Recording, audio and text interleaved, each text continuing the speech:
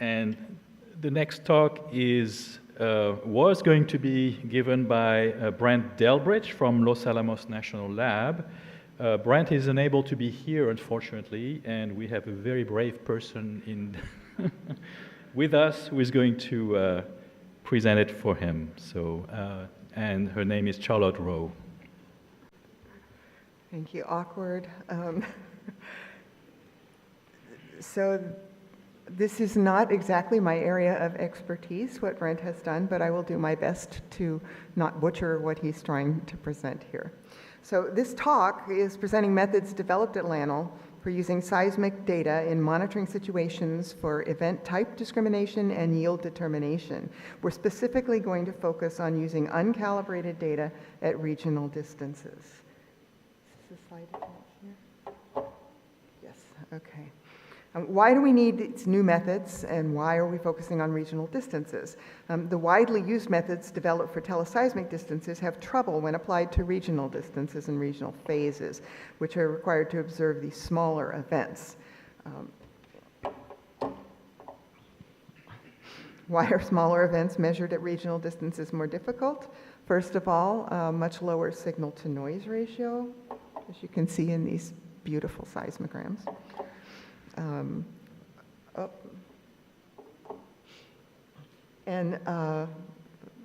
Then also they're more difficult because we have complex propagation paths and waveforms, less impulsive, more emergent, and complex wave trains, as you can see here.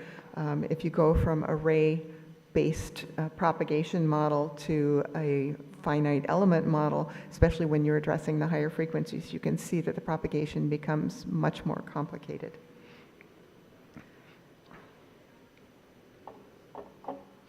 So here's our motivating example, the 6 declared DPRK nuclear tests. We'll use these events as quote-unquote ground truth, so to speak, so we can demonstrate this new method. Okay. What is the method from 100 feet up? Well, we take seismic waveforms, we do ratios of narrowband envelopes, we invert for seismic source information using the physical models, primarily looking at Mueller-Murphy 1971. So how does this work? When you're using the CODA, if you use earthquakes that came from a similar source area going to the same receiver, you remove site and path effects. And what you're left after you finish this analysis is simply the ratios, spectral ratios of the CODAs.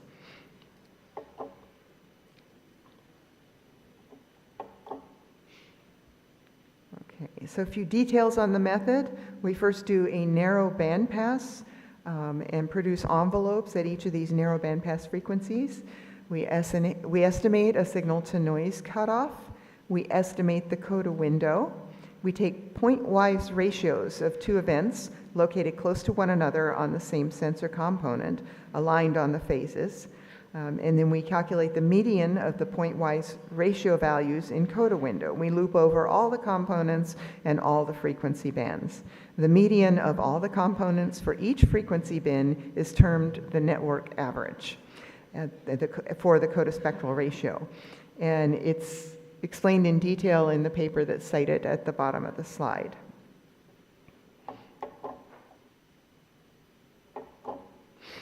So here we've got some results for P and S derived source ratios of all 6 declared nuclear tests.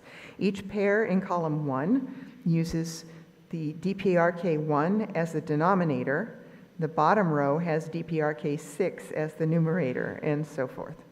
Note that we do not have any orientation effects, radial, transverse, or vertical, or all the same. We will use the P ratios to derive the source parameters, those being yield and depth of burial. Here we have an example fit using only DPRK1 and 2 nearby earthquakes.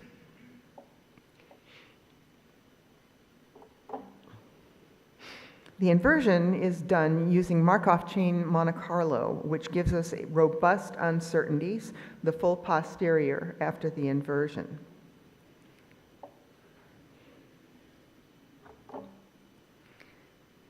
And we do this for all 6 of the tests, either using each of the events by themselves and a nearby earthquake. We don't really need to know the magnitude, we just need the waveform, or all together.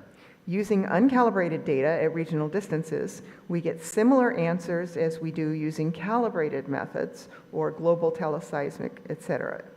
Punchline is using one set of an earthquake and one set of explosion waveforms measured on the same components without any calibration, we can give yield and depth of burial measurements that rival calibrated and global measurements.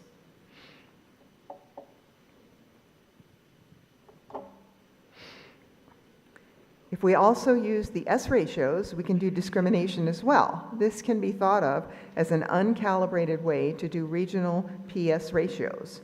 P ratios versus S ratios discriminate at high frequencies above 5 Hertz.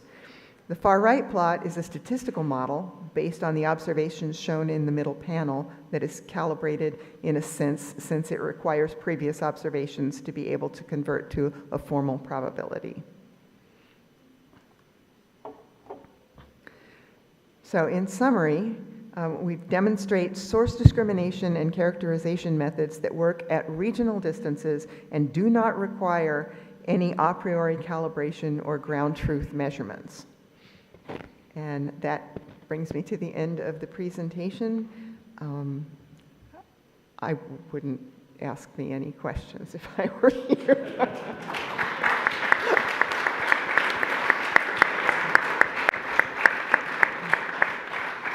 But I encourage you to email or call Brent, and I'm more than happy to give you his phone number and his email address.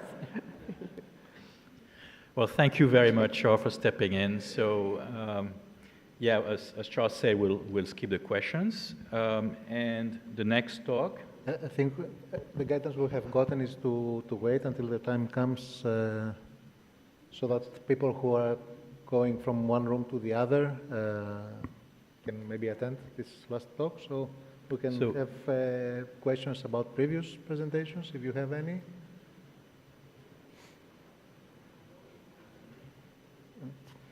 And I have a question about the first presentation, maybe. Is Benjamin here? Yes. So my question is, you showed in a slide that the MCML method makes about 3 times more detections than the PMCC.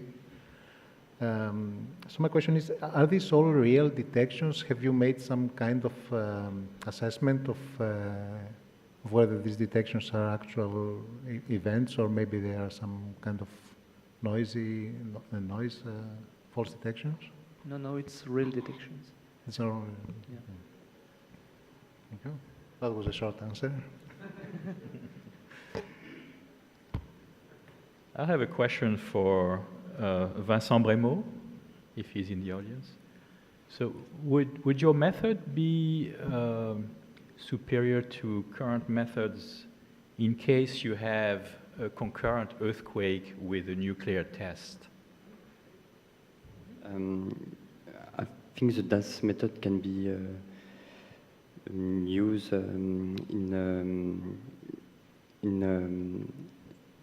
different locations, or maybe when you can't have sensors, you can deploy fiber optics maybe in deep water, or maybe in areas where you can't deploy the easily sensors. So maybe you can have a better detection with fiber optics.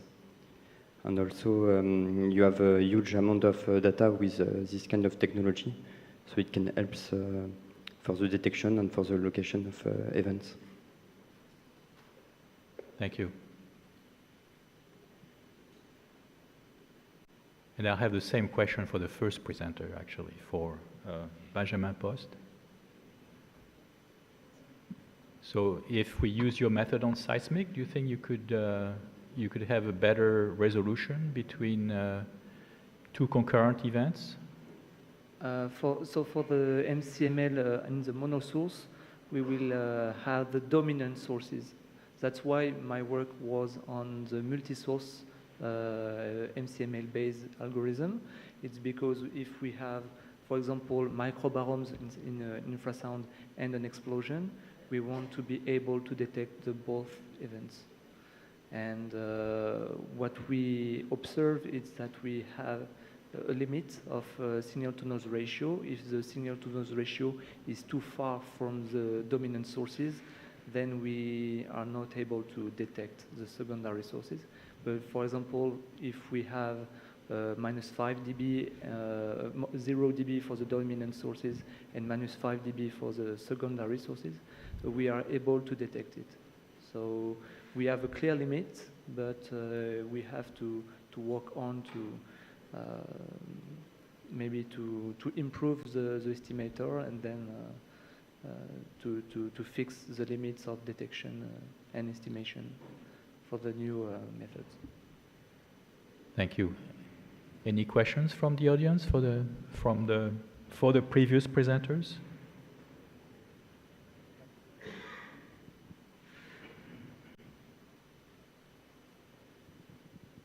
I think it was the third presentation using DAS. Would you let me know the frequency band range of DAS, especially for the low frequency range? Thank you.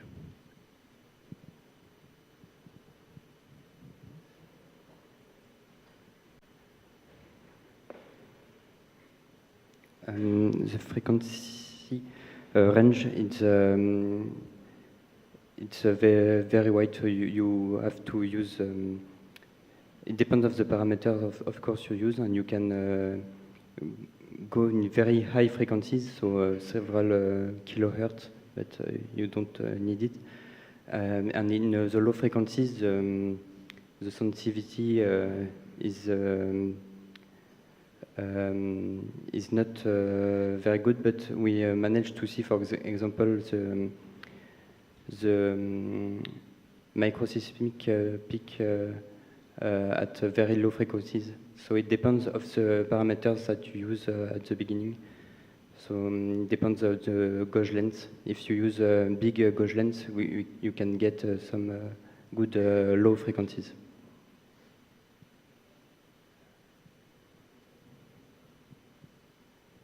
Actually, I have a question for you. For Myanmar, what was the low frequency range that you could actually see, and how high a frequency did you see? Obviously, it's teleseismic, but I'm just curious what you were able to see above the noise. Yes, so the image, the pictures that I presented for this Myanmar event was with 70 meters gauge length. So we averaged the strain of DAS data each 70 meters. I also tried, for example, only 10 meters, but it was noisier. So for this low frequency events, I used 70 meters gauge length. It was about the hertz, maybe less than 1 hertz, yes. It was between 0.01 and 1 hertz. Yeah. Thank you. Merci, Vincent.